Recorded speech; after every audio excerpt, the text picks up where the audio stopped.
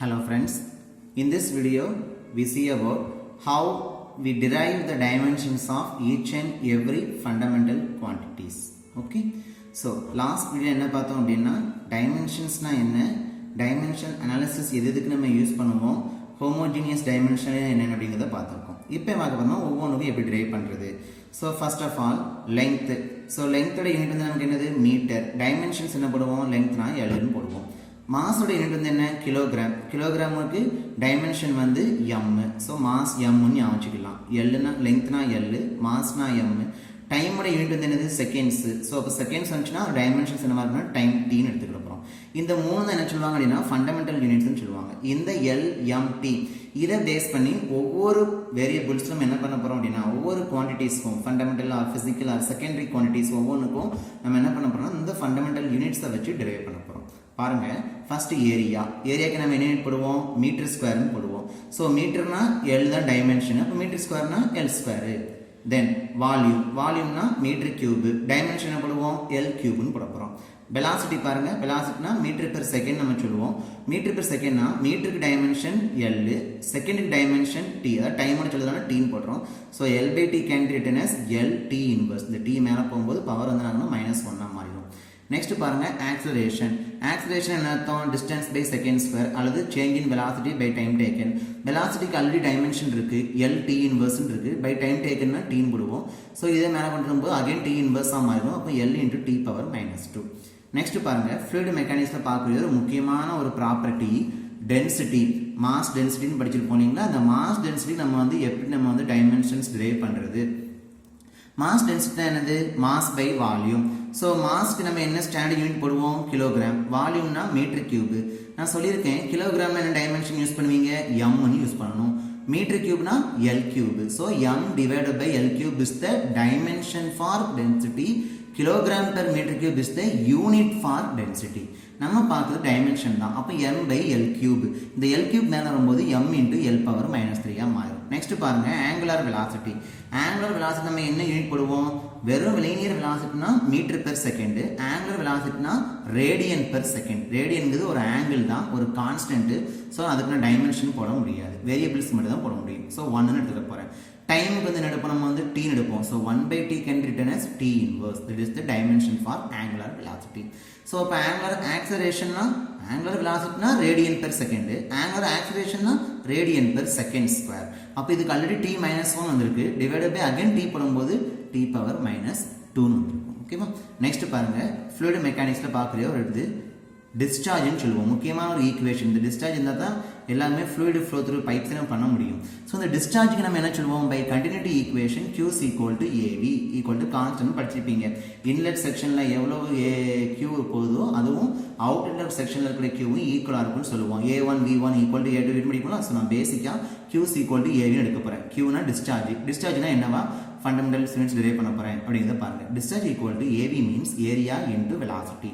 In terms of யூனிட்ஸ்ல ஏரியானா metre square, வெலாசிட்டினா metre per second.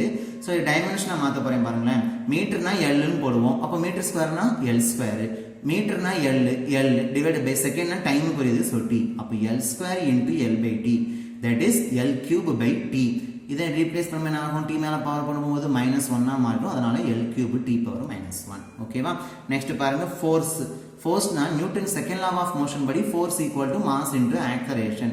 So m into a. மாஸோட யூனிட் வந்து என்னது, கிலோகிராம். ஆக்சலரேஷனுக்கு என்ன unit, metre per second square. இதான் டைமென்ஷனை மாற்ற போகிறேன் பாருங்களேன். மாஸுக்கு வந்து நம்ம mன்னு போட்டுடுவோமா, மீட்டருக்கு வந்து எல்னு போடலாமா, செகண்ட்னா டைம் வருது. அப்போ இங்கே செகண்ட் ஸ்கொயர் இருக்கிறதுனால டி ஸ்கொயர். அப்போ ml divide by T square. இந்த டிவைட் பை டி ஸ்கொயர் நான் மேலே மல்டிப்ளிகேஷன் பண்ண என்ன ஆகும், டி பவர் -2 மாறிடும். ml into T power -2. Next பாருங்க one of the fluid property. How can we derive the fluid properties dimensional analysis for viscosity? Viscosity or dynamic viscosity or absolute viscosity. Viscosity உடைய law என்னது, Newton's law of viscosity. fluid propertiesல படிச்சிருப்பீங்க நீங்க. So அப்போ என்ன சொல்லிச்சு லா வந்து tau = mu into du by dy. இந்த mu தான் constant, that is called as the viscosity. So mu = tau divided by du by dy. ஒவ்வொன்றும் என்னங்கிறத எக்ஸ்பிளைன் பண்ணுற பாருங்க. டவுனா ஷியர் ஸ்ட்ரெஸ், du னா சேஞ்ச் இன் வெலாசிட்டி, dy னா டிஸ்டன்ஸ். ரெண்டு ஸ்கொயர் பிளேட் இருக்கும், அந்த ரெண்டு பிளேட்டுக்கு இடையில வந்து ஆயில் ஃபில் பண்ணியிருப்பாங்க, ஒரு பிளேட்டு ஃபிக்ஸ்டாக இருக்குது, இன்னொரு பிளேட்டு நம்ம பிடிச்சி இழுக்கிறோம் ஒரு வெலாசிட்டியில், அப்போ எவ்வளோ வெலாசிட்டி சேஞ்ச் ஆயிருக்குது, தட் இஸ் த du. dyனா என்னது, அந்த ரெண்டு பிளேட்டுக்கும் இன்பிட்வீன் டிஸ்டன்ஸ் என்ன, அல்லது இன்பிட்வீன் பிளேட்ஸை ஃபில் பண்ணிருக்கக்கூடிய ஃப்ளூயிட் அல்லது ஆயில் ஃபில்முடைய திக்னஸ் என்ன, அது டிஸ்டன்ஸ் தான். ஸோ அதை dyன்னு எடுக்க போகிறோம். அப்போ இந்த ஷியர் ஸ்ட்ரெஸ்னா என்னது, force by area divided by velocity divided by distance. இந்த ஃப்ராக்ஷனை நான் எழுதுற எக்ஸ்பேண்ட் பண்ணுற பாருங்க, force by area divided by ஒரு ஃப்ராக்ஷன் இருக்கும்போது ரெசிப்ரோக்கலாக மல்டிப்ளை பண்ணலாம். அப்போ டிஸ்டன்ஸ் பை வெலாசிட்டி. இப்போ பாருங்களேன், ஃபோர்ஸுக்கு, ஏரியாவுக்கு, வெலாசிட்டிக்கு இந்த மூணுக்குமே நம்ம என்ன பண்ணியிருக்கோம்னா டைமென்ஷன்ஸ் வந்து ப்ரீவியஸ் ஸ்டெப்ஸில் டிரைவ் பண்ணியிருக்கோம். டிஸ்டன்ஸ் மட்டும் டிரைவ் பண்ணல. டிஸ்டன்ஸுக்கு என்ன தான் ஸ்டாண்டர்ட் யூனிட்ஸ், மீட்டர். மீட்டர் என்ன பண்ணுவோம், எல்னு போடுவோம், லென்த். இதை நான் சிம்பிளிஃபை பண்ண அப்படின்னா எனக்கு mt இன்வர்ஸ் பை எல்னு கிடைச்சிருக்குது. இதை எல்ல மேலே கொண்டு போகும்போது m into l power minus 1 t power minus 1. This is the dimension for dynamic viscosity. Okay. The next one, kinematic viscosity. Fluid propertiesல dynamic viscosityக்கும் kinematic viscosityக்கும் என்ன relation? Kinematic viscosity, that is nu equal to dynamic viscosity by mass density.